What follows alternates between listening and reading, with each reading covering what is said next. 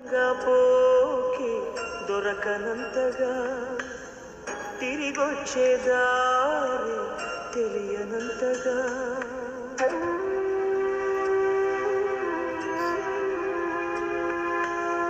దూరంగా పోకి దొరకనంతగా తిరిగొచ్చేదారి తెలియనంతగా భూమాత ఒడి చేరి నా భారం దించావా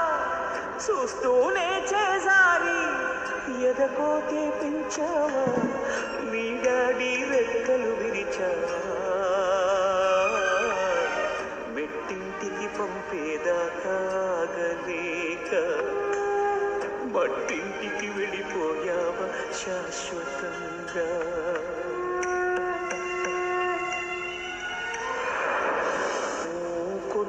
పాపాయి రాని రాదని తెలిసాక కథలన్నీ కంచికి పోవచ్చిన్నబోయి పడుకోవేమంటూ